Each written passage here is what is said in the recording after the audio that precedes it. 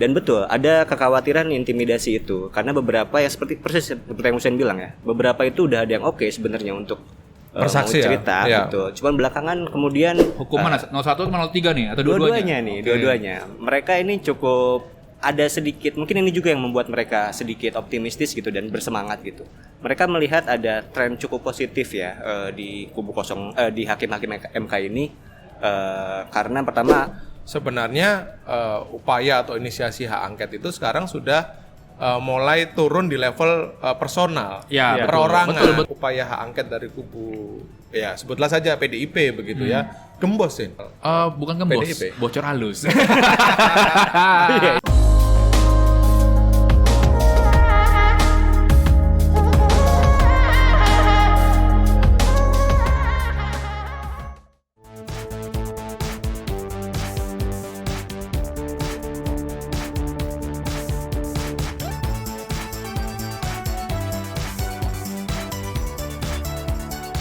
Halo, jumpa lagi dengan kami Bocor Halus Politik sama gue Raymondus Rikang. Hussein Abri Dongoran. Egy Adiatama.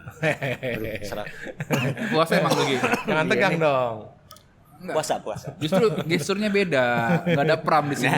Kalau pram begini, Egy.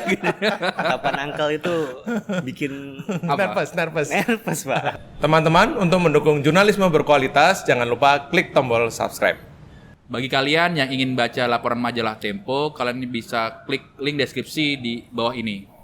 Ya, jangan sebarkan konten-konten bajakan karena disitulah teman-teman mendukung jurnalisme yang berkualitas. Sampai Egy nginep di kantor ya. Aduh. Main apa? Kayaknya yang lagi hangat nih soal MK gugatan di MK dan hak angket ya. Nasibnya seperti apa itu angket itu ya? Prosesnya gitu yang menarik, persiapannya dan lain-lain gitu. Karena kan sampai saat ini belum masuk substansi ya, baru awal sidang-sidang awal. Nanti kita dalami lagi lah proses-prosesnya seperti apa. Seperti waktu gugatan Gibran waktu itu kan. Ya, oke, menarik. Nah, ini yang gue denger lu sudah gerilya nih ya, belusukan nih ketemu 01, 03 di tim masing-masing soal gugatan di MK. Bocorin dong ke pemirsa kita. Oke, Kang Sen. Emang dari cerita narasumber yang kita temui di kubu 01 sama 03, ini saat ini mereka lebih bersemangat dan serius lah untuk maju di MK gitu. Walaupun sebenarnya ada proses angket ya di DPR gitu. Cuman menjelang hasil penetapan tanggal 20 itu mereka sudah semakin firm untuk maju secara lebih serius lah di MK ini. Salah satunya itu mereka sempat, kalau yang di kubu 01 ya, sekitar 3 hari sebelum penetapan, tanggal 17 Maret berarti 17 ya? Betul. Itu ada mereka sempat ada pertemuan besar gitu di Treasury Tower itu di SCBD kalau nggak salah ya, Treasury Tower ini. Dan di situ ada Anies, ada Muhaimin di sana dan juga ngumpul rame begitu ya. Betul. Dan beberapa seperti tim hukumnya seperti Hamdan Zulfa juga ada di sana gitu. Dan di situ ditekankan bahwa perjuangan kita sekarang ada di MK gitu, dan hak angket ini biar menjadi urusan partai politik saja gitu. Ini lo dapat ceritanya dari orang yang hadir di pertemuan di Treasury Tower itu. Betul, ada setidaknya 2 orang minimal yang cerita, dan ini masih dikonfirmasi lagi sama teman-teman lain. Didalami lagi informasi itu ya. Pertanyaan gue gini, bukti apa ya yang mereka pegang dan seberapa kuat bukti yang mereka pegang untuk menggugat hasil pemilu 2024 ini? Memang yang aja di arahan mereka kan pada akhirnya adalah adanya TSM ya, struktur sistematis masif. Betul, itu yang jadi target utama mereka. Memang ini agak susah dibuktikan kalau secara bukti fisik gitu ya, karena itu mereka ini hanya rencananya akan membawa beberapa bukti yang terkait dengan prosesnya. Ini mungkin sebelum lebih lanjut ya, yang jadi perdebatan kan apakah kemudian MK bisa gitu mengadili gitu tuntutan mereka, karena arah mereka adalah bukan soal hasil hitungan gitu rekapitulasi ya, gitu. Itu. Mereka ini menuntut entah itu di kubu Anies atau di kubu Ganjar proses sebelumnya pemilihan. Nah, apakah kemudian ini jadi bisa digugat, bisa dihadili oleh MK gitu. Nah, Karena itu mereka meyakini ini bisa, karena mereka meyakini MK ini punya kewenangan untuk menafsirkan. Jadi bukti yang mereka bawa ini diharapkan bisa menjadi semacam petunjuk lah bagi para hakim ini untuk setidaknya membuat kesimpulan gitu. Ya bukti-bukti ini termasuk seperti misalkan praktik-praktik bansos gitu, atau kemudian pengarahan kepala desa gitu. Sama itu ya pejabat kepala daerah kan kalau gue dengerin kemarin dalam sidangnya itu ya. Betul, salah satunya juga itu. Nah, itu yang sedang dikumpulkan di narasumber kita di 01 dan 03 tadi. Ya. Nah, itu di kubu Anies Muhaimin ya, Sin. Lu pasti punya info nih di kubu yang sebelahnya ya, 03. Gimana sih mereka menyiapkan gugatan itu dan apakah sama mempersoalkan proses ya, lebih pada proses pemilu 2024? Karena gue dengar juga mereka ingin menggugat apa yang terjadi sebelum hasil pemilu itu keluar, tapi pada prosesnya yang seperti yang ditunjukkan. Ya, memang ini kalau gua ngobrol sama narasumber di 03 ya, memang cerita bahwa mereka itu ingin membuktikan bahwa ada kecurangannya masif dari pra pemilihan, bahkan dari prosesnya dari sidang MK itu, MK yang untuk Gibran, terpilihnya Gibran sampai pemilihan begitu, dan bahkan sampai proses rekapitulasi. Apa saja indikasinya? Sama seperti tadi yang Egy jelaskan. Yang pertama adalah pengarahan bansos besar-besaran, karena kan makanya itu di 03 kan pengen membawa Risma kan, di dalam Menteri sidang Sosial, Menteri Sosial kan, itu kader PDIP juga. Lalu juga pengerahan aparat, lalu juga penggunaan pejabat kepala daerah kan, itu kan mereka mencurigai bahwa kok tiba-tiba ada pergantian yang menguntungkan calon tertentu begitu. Jadi mereka ingin membongkar kecurangan-kecurangan ini gitu. Nah, ya menariknya di kubu 03 ini ada pembagian tugas antara Ganjar Pranowo dengan Mahfud MD. Ganjar ini lebih berbicara soal politik dan demokrasi. Makanya kalau kita saksikan di di sidang kemarin, Ganjar itu kan speech-nya berbicara demokrasi segala macam begitu. Nah, kalau Mahfud lebih ke tataran hukum tata negaranya dalam artian di MK-nya ya, karena Mahfud sendiri ini menjadi mantan ketua MK begitu. Dia kan kayak seperti mengajari para hakim-hakim MK kemarin. Nah, awalnya kan memang ada di pembahasan mereka ini mau dibentuk juga nih orang-orang yang memang mantan-mantan ketua MK untuk fight lah melawan MK. Hamdan Zulfa ya. Hamdan Zulfa kan di kubunya Anies. Betul. Itu juga pengen dipasang sebagai kalau di istilahnya itu penggonggongnya begitu ya, supaya memainkan narasi dan membentuk opini publik. Di kubunya Ganjar Mahfud akan dipakai Mahfud gitu. Jadi dua mantan ketua hakim MK ini akan menyerang MK-nya, tapi kan pada akhirnya Hamdan Zulfa tidak batal, lalu Mahfud sendiri karena menjadi terpihak ya, para pihak pelapor, dia tidak akan melakukan seperti itu. Jadi lebih kalau misalkan dihadirkan sebagai saksi atau dia akan berbicara di forum MK gitu. Nah, ini gue melihat dan gue juga dapat cerita ya, dan sudah pernah kita tulis bahwa sebenarnya kubu 01 dan 03 sejak awal itu sudah merancang semacam kerjasama, betul. Kolaborasi untuk mengungkap kecurangan ini gitu kan. Nah, dengan adanya benang merah antara gugatan di kubu Anies Muhaimin dan juga Ganjar Mahfud, ini menunjukkan bahwa sebenarnya kerjasama itu mulai terjalin. Tapi apakah sesolid itu atau sekonkret itu di lapangan itu, Sin? Ya, ini kan kita harus melihat dari sebelumnya ya, Kang Egy. Jadi waktu itu kan masif intimidasi ya, benar. oleh terduga aparat maupun siapapun dari relawan dan lain-lain begitu. Nah, dari tim hukumnya Anies maupun tim hukumnya Ganjar kan membuat suatu tim bersama lah gitu kan, kolaborasi untuk mengusut atau menelisik lah kenapa ini bisa terjadi dan lain-lain, dan mereka pun mengumpulkan data-data itu kan dan ditelisik kok ini pola-polanya sama, dan itu kan seringkali mereka sampaikan ke publik, konferensi pers, bahkan dilaporkan kan. Tapi nyatanya mereka melihat kok hasilnya kurang signifikan begitu. Nah, sampai saat ini proses itu masih berjalan. Komunikasi informal antara kubu 03 dan 01 ini terus berjalan. Bahkan kemarin itu ada suatu keinginan lah untuk menggabungkan gugatan ini 01 03. Digabungkan aja. Terus dilaporkan satu ke MK. Tapi Megawati itu kurang berkenan dengan ide itu. Mungkin Egy bisa dapat info serupa kan Lugi kayak gitu. Gimana Gi ceritanya? Jadi kenapa penggabungan gugatan ini ada resistensi ya dari partai pengusung Ganjar. Seperti yang Husain juga bilang, gue juga dapat info yang sama bahwa ada resistensi lah dari kubu merah PDIP gitu terkait penggabungan gugatan ini. Tapi ini juga bisa dilihat kemudian adanya perbedaan ini juga dalam petitumnya, Kang Sen. Petitumnya ini tuntutan gugatan utamanya sama, yaitu diskualifikasi kubu 02 dan meminta PSU ya pemungutan suara ulang gitu. Tanpa diikuti oleh kubu 02 gitu. Nah, tapi bedanya di kubu 01 ini ada semacam petitum alternatif gitu. Yakni hanya mendiskualifikasi wakilnya saja, cawapresnya, Gibrannya saja. Dan PSU bisa dilakukan tanpa bisa dilakukan dengan Prabowo, tapi dengan mencari wakil lain gitu. Artinya hanya Gibran saja, faktor Gibrannya saja yang dipotong. Nah, ini di kubu 01 ya ada petitum seperti itu. Dan di kubu 03 sebaliknya. Mereka clear bahwa hanya 02 tidak boleh sama sekali untuk ikut lagi dalam. Dengan serentetan dugaan pelanggaran selama masa pendaftaran, masa kampanye dan seterusnya gitu ya. Betul, mereka memang menarik masalah proses ini. Mereka memang menarik proses ini tuh jauh ke belakang ya, bahkan sampai di titik pemilihan ketua KPU-nya juga mereka bahas di sana gitu, yang dianggap sudah disetting gitu. Kalau dari segi proses memang keduanya mirip ya. Temuannya mereka ini cukup serupa sebenarnya di 01 maupun 03 ini. Iya.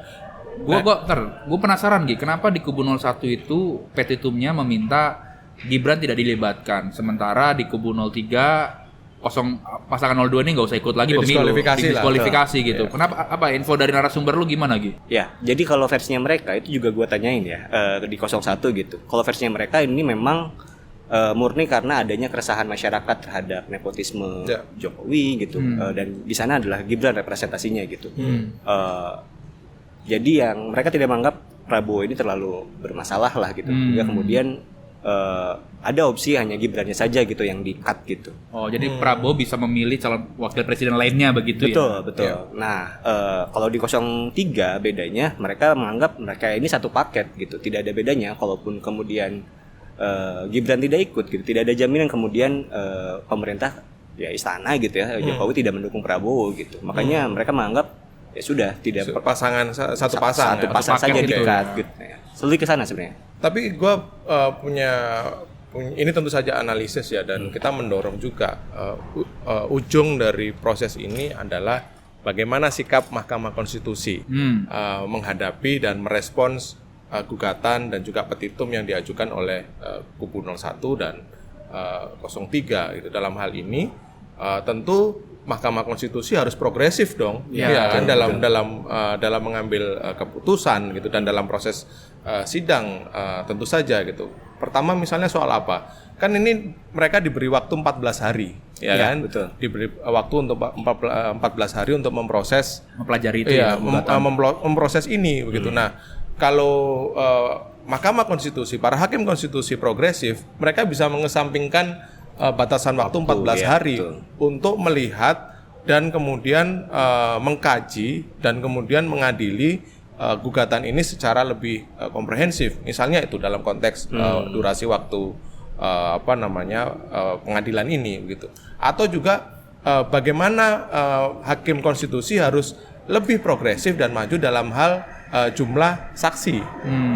Dibatasi. Kan dibatasi. Betul, kan? Dibatasi 15 kan? ya. Sekitar itu gitu, dan itu pun dari dua kubu, ya kan? Betul. Nah, itu harus lebih progresif dalam arti ya kalau memang mau mendengar secara lebih utuh, lebih lengkap, kalau memang memerlukan lebih, dan mereka bisa mengesampingkan itu juga, termasuk memanggil Kapolda. Ya kan, yang sudah diserukan sudah diserukan oleh kubu 03 bahwa ada kepala kepolisian di daerah yang mengetahui proses kecurangan atau kemudian pengerahan aparat itu. Dengan demikian ketika Mahkamah Konstitusi memanggil Kapolda itu, siapapun atasan yang lebih tinggi itu tidak bisa menghalangi untuk bersaksi. Betul. Jadi ya tentu saja kita berharap Mahkamah Konstitusi, dan kita mendorong Mahkamah Konstitusi untuk lebih progresif dalam mengadili sengketa hasil pemilu ini. Iya, betul. Dan yang menarik juga di 01 kemarin soal saksi ya, soal Kapolda kan kemarin juga bilang banyak saksi-saksi mereka yang mundur kan, mundur. Lu juga pasti kan dapat cerita mundur belakangan karena mereka takut diintervensi. Ini kan juga semakin menguatkan bahwa sebelum-sebelumnya itu dalam proses-proses pemilu ada pengusaha yang mau bantu, pajaknya dipersoalkan. Banyak orang yang mau bantu, tiba-tiba ya ada yang niup-niup peluit-peluit gitu lah, seperti pemain bola. Nah gitu. Tapi ada nggak sih saksi-saksi yang disebutin ke lu gitu? Contoh-contohnya misalkan dari kubunya Anies, dari katakanlah dari angkatan begitu, ada nggak? Sebenarnya ada beberapa mungkin ya, cuman memang mereka menolak untuk membuka secara lebih terbuka karena agak ini ya sensitif strategi lah ya, itu karena strategi mereka gitu. Dan betul ada kekhawatiran intimidasi itu karena beberapa ya seperti yang Hussein bilang ya, beberapa itu udah ada yang oke sebenarnya untuk mau cerita gitu, cuman belakangan kemudian nggak mau gitu karena ada ya entah apa gitu, ada ketakutan gitu ya, akhirnya kesulitan juga mereka kemudian untuk meyakinkan para saksi-saksi ini untuk mau bercerita gitu. Meskipun juga tadi yang seperti Rikang bilang terbatas juga sebenarnya space-nya mereka tuh. Mereka sudah minta ini Kang, yang aku dengar sudah mencoba nego ke MK untuk soal menambah kuota saksi itu ya. Karena untuk memutuskan TSM hanya dengan saksi 15 persis. Hampir nggak mungkin. Aneh juga ya. Lu kan ini kan suatu kejahatan, masa saksi dibatasi begitu. Betul. Kan? Ya. Termasuk gue dengar juga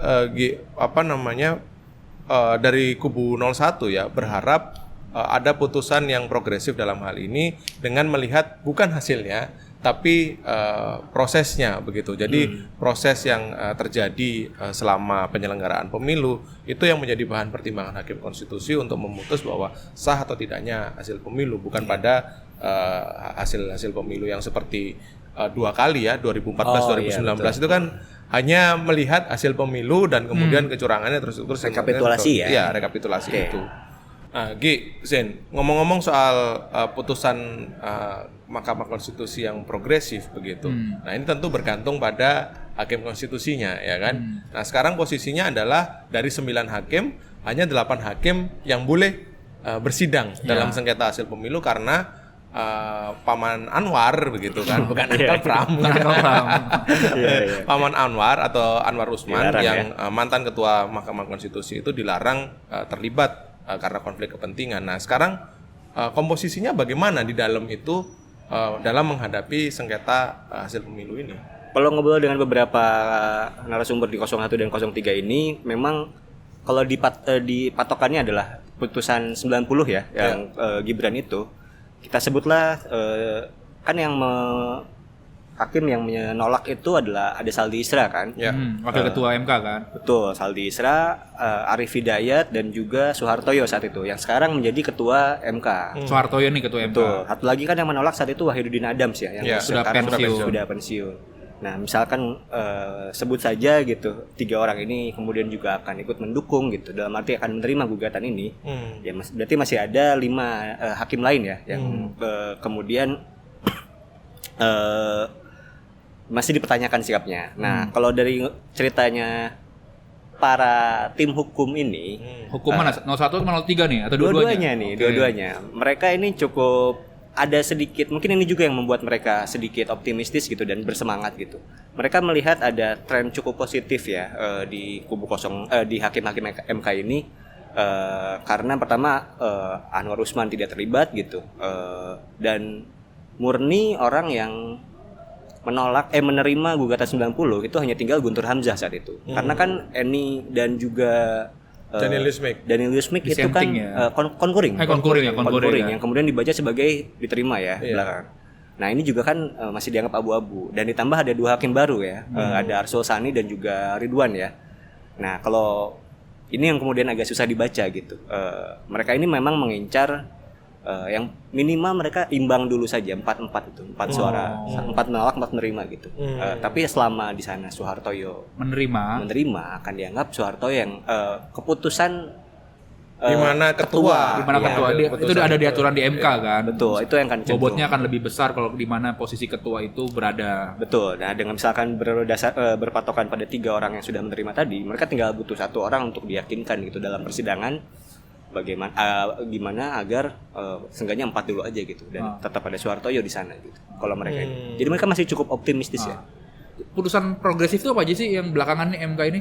Ya, karena kalau kita melihat kan satu soal pencemaran nama dan juga berita bohong. Oh, yang dibatalkan ya. Ya, persis yang diajukan oleh teman-teman masyarakat sipil dan juga Aris Azhar dan Fathia gitu. Dan juga permohonan dari sebuah perusahaan gitu untuk pengelolaan kawasan pesisir sebagai kawasan tambang yang dalam hal ini sikap MK adalah menolak gugatan perusahaan itu. Nah, dua putusan yang terakhir ini memang dianggap progresif. Tapi kita juga harus melihat dong bahwa atau membaca bahwa ini sebagai upaya Mahkamah Konstitusi mengembalikan citranya mereka dan kepercayaan publik terhadap lembaga ini setelah proses 90 putusan 90 yang benar-benar membuat citra Mahkamah Konstitusi hancur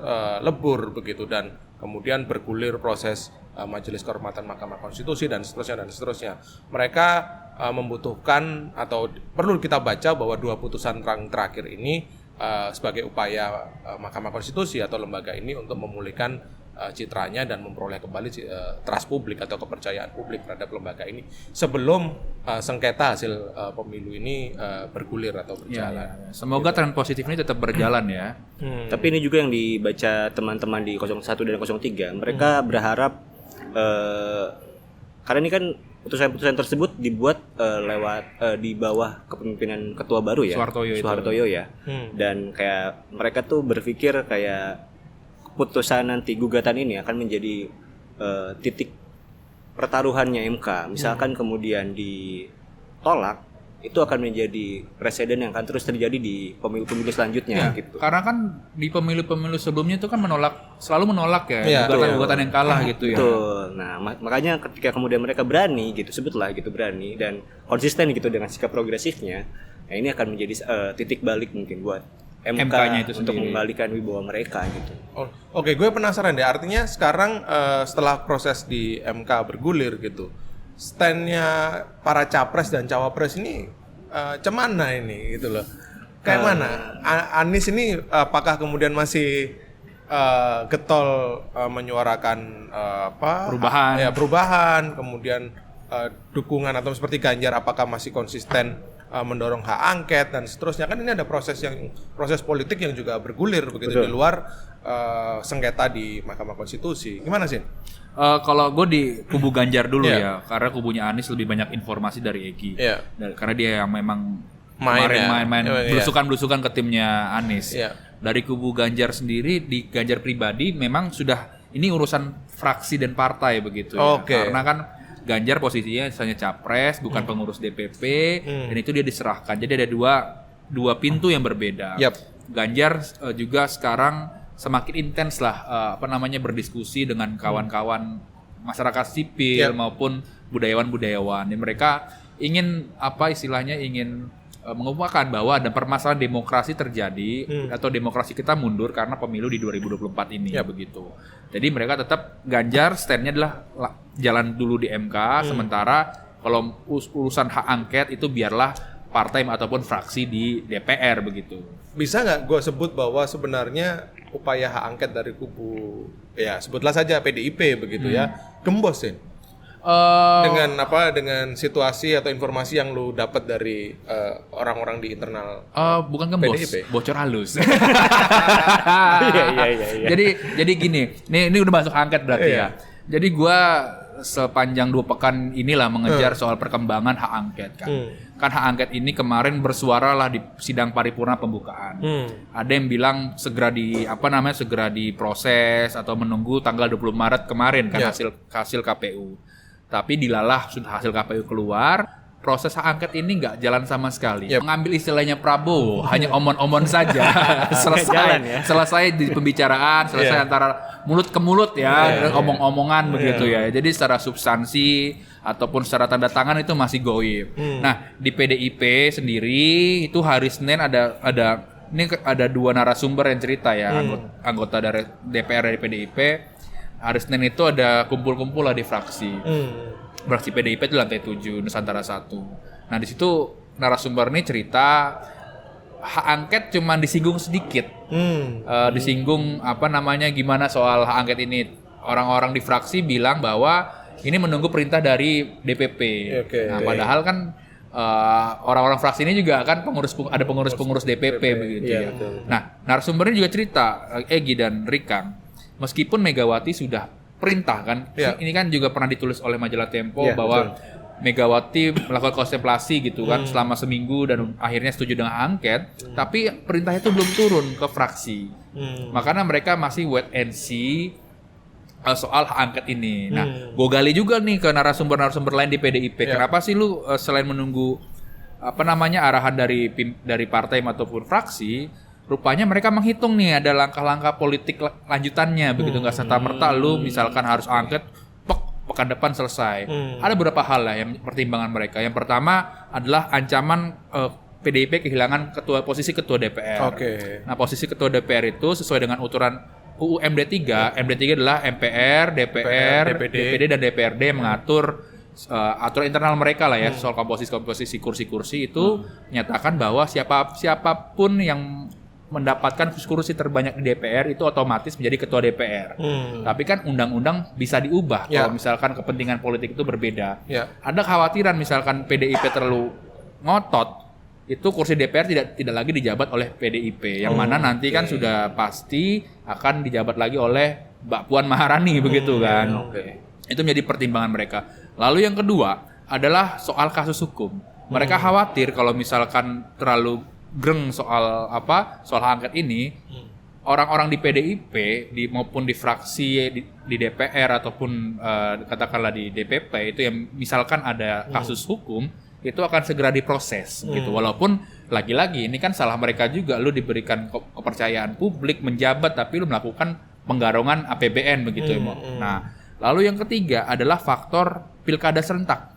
Rikang Egy. November. Ini kan sekarang bulan Maret ya. Maret berarti April, Mei, Juni, Juli, Agustus, September, 6 bulan. 6 bulan lah.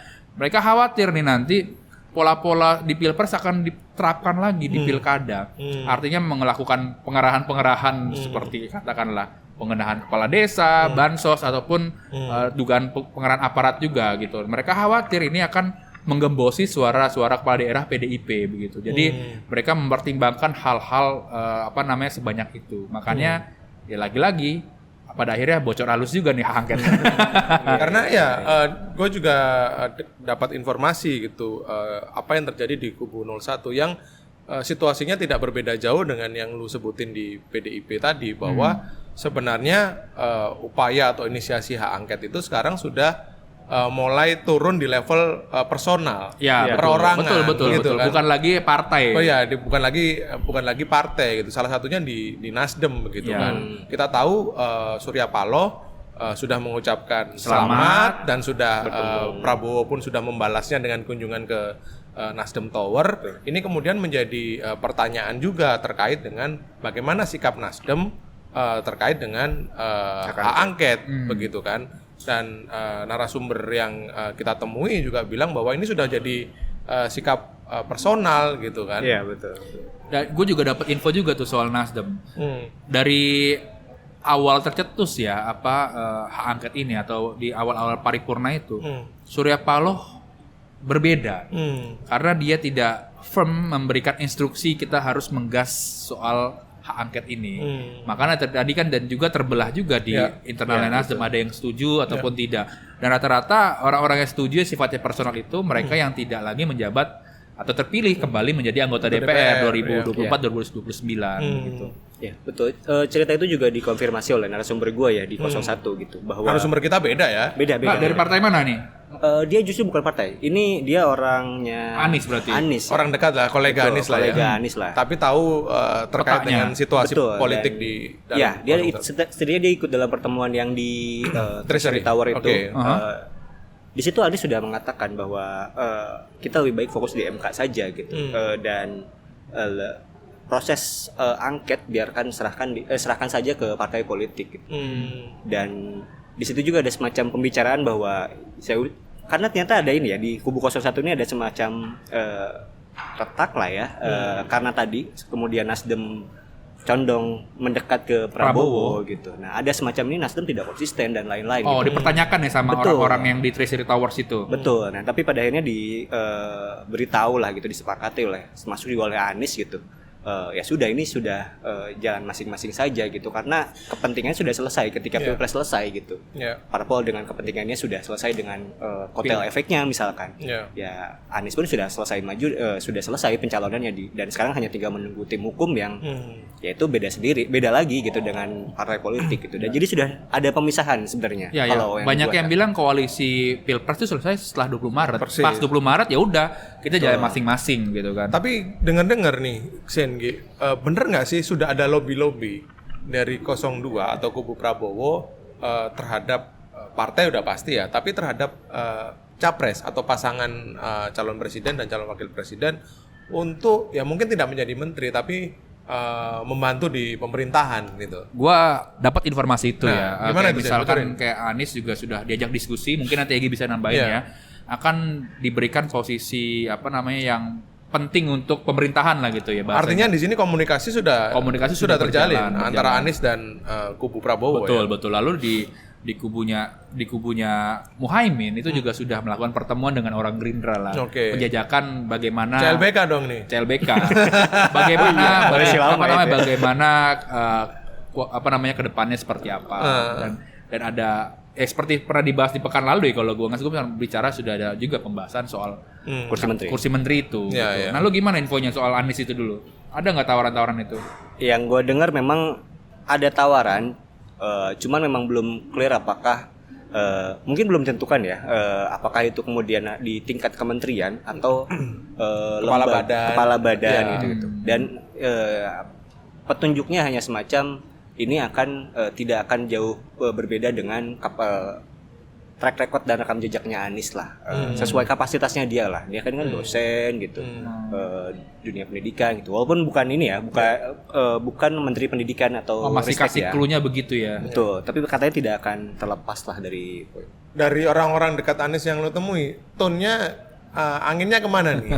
Terima atau enggak nih Anies nih? Masih galau kayaknya. Masih galau katanya. Belum menentukan mereka. Tapi ya, gue juga sempat diskusi sama orang-orang yang Anies juga ya. Gue bilang, Anies kan dapat sekitar 40 juta suara ya. Gue juga diskusi lah sama orang Anies. Kenapa bos lu ini nggak membuat partai aja kan? 40 juta suara modal kan? Nah, bukan lu kalau misalkan belah-belah gitu kan, katakan Nasdem, PKB berapa minimal kan lu bisa. Apalagi sekarang kan parlemen threshold kan sudah nggak ada 4% itu kan, minimal kan dihapus kan, gue bilang begitu. Tapi gue diskusi lagi, melihat track recordnya Anies ini kan tidak berpartai dan lebih ke oportunis gitu kan. Mereka dia dari partai dulu kan sebagai di Demokrat gitu kan, Demokrat pindah ke konvensi Demokrat, lalu membantu Jokowi gitu kan, lalu tidak sama Jokowi, dekat kemana dan akhirnya dari Gubernur Jakarta dan masuk itu kan endorse Gerindra juga kan. Lalu pas Pilpres berpisah jalan dengan Prabowo begitu. Sekarang diusung Nasdem. Tapi gue saran gitu ya, lu merawat lah ini perubahan-perubahan ini kan. Orang berubah, kalau banyak yang bilang kan sekitar 22% dari pemilih kita begitu. Itu lumayan berapa puluh juta gitu ya, Kang Gigi ya. Oke. Nah, itu di partai-partai menengah dan partai besar ya. Tapi bagaimana dengan partai-partai kecil gitu? Apakah mereka masih solid juga mendorong hak angket dan juga sikapnya bergabung atau kemungkinan bergabung pada pemerintahan baru? Iya. Nih gue berbicara P3 dulu ya. P3 itu kan sekarang nasibnya lagi di ujung tanduk kan. Karena dia hasil KPU tidak lolos parlemen, tapi mereka lagi melakukan upaya gugatan ke MK juga ya. Karena hitungan mereka sekitar 4,09% lah dengan 12.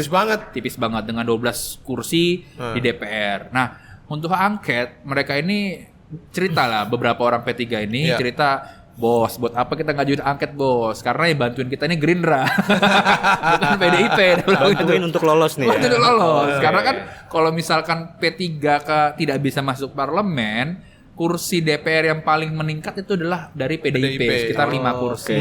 Nah, pada akhirnya mereka di P3 ini juga wait and see lah. Nggak mau terlalu kenceng untuk mendorong angket, dan lagi-lagi kalau misalkan pembahasannya di publik adalah menunggu sikap PDIP begitu. Dan mereka ya lagi-lagi kan, ya kalau buat hak angket buat apa sih gitu. Penting partai gue aman, dan juga Dan juga Gerindra ini butuh dengan P3 karena kalau misalkan P3 lolos artinya kan kursi PDIP ini tidak terlalu bertambah kan. Misalkan nanti ada kepentingan di pemerintahan di periode 2004-2029 ada undang-undang, andaikan voting, andaikan PDIP tidak bergabung dengan Gerindra kan koalisi mereka bisa melawan PDIP begitu. Tapi peluang P3 sendiri bergabung ke pemerintahan Prabowo gimana sih? Karena kita tahu ada Sandiaga Uno di situ yang punya sejarah yang lumayan lah dengan Prabowo berpisah jalan di Gerindra gitu dan seterusnya. Itu kan lo ketemu sama Sandi juga itu kan. Beberapa waktu yang lalu. Sandi kan sudah mengucapkan selamat ya di suatu di rapat kabinet ya. Rapat kabinet begitu ya, walaupun Pak Prabowo juga nyelamatin itu dan mereka meminta waktu bertemu tapi Pak Prabowo belum ngasih waktu ketemu Sandiaga. Tapi Sandiaga gue lihat di medsosnya dia justru lari-lari di depan rumah Pak Prabowo, presiden terpilih. Jadi memang adalah keinginan mereka dan seberapa besar tonnya mereka sih sangat positif ingin bergabung ke kubunya Prabowo begitu. Buat partai mereka selamat lah. Dia bilang syukur-syukur kalau misalkan kita dapat satu menteri. Karena bagaimanapun eksistensi sebuah partai politik itu sangat penting. Betul. 5 tahun tidak masuk DPR, 5 tahun tidak bergabung di pemerintahan, itu situasi yang cukup menyulitkan juga bagi partai politik yang punya sejarah panjang dan tradisi panjang seperti P3 gitu kan. Jadi sejarah mereka tidak lolos pertama kali ke DPR ya. Ke DPR gitu. Kalau gimana dengan PKS sih? Kalau PKS ini agak gimana ya? Mereka ini pada akhirnya pas gua tanya gitu, gua sempat sedikit banyak menggali gitu ke orang-orang PKS soal angket ini juga. Mereka sudah siap. Mereka ini kan lebih banyak menunggu ya, karena bukan inisiator utama. Inisiator utamanya kan tetap PDIP gitu. Mereka ada di kubu berlawanan juga gitu saat Pilpres. Tapi dalam konteks ini mereka mendukung saja dan menunggu langkah-langkah kalau memang PDIP serius gitu. Tidak menjadi inisiator ya mereka ya. Betul, karena kalau secara posisi beberapa di pemerintahan ya, beberapa narasumber kita di kubu 02 gitu atau ini juga cerita bahwa PKS ini adalah salah satu partai yang semacam akan tinggal. Iya, akan ditinggalkan. Lu oposisi aja sendiri. Kayak sekarang dong. Iya, gitu. Jadi dia nggak ada bedanya juga buat dia entah mau mendukung atau tidak gitu. Pun biasanya mereka kan akan memastikan sikap ini lewat keputusan Majelis Syuro ya. Dan beberapa cerita memang belum ada rapat Majelis Syuro lagi gitu. Dan sebetulnya udah ada rapat Majelis Syuro itu dan salah satunya menggugat ke MK, mendukung gugatan Anies ke MK dan juga soal mendukung hak angket itulah tetap berjalan. Jadi bahasanya kan tetap mendukung gitu ya. Iya, tidak ada yang konkretnya juga. Omon-omon juga. Omon-omon. Oke lah, udah banyak nih bocoran kita nih. Gua ini hari ini enggak sahur, enggak telat. Bangun jam 9, gua lemas gua dah. Tidur kayak abis ini nih. Oke. Saksikan terus Bocor Alus Politik di YouTube Tempo.co dan kalian bisa mendengarkannya di Spotify Bocor Alus Politik. Sampai jumpa.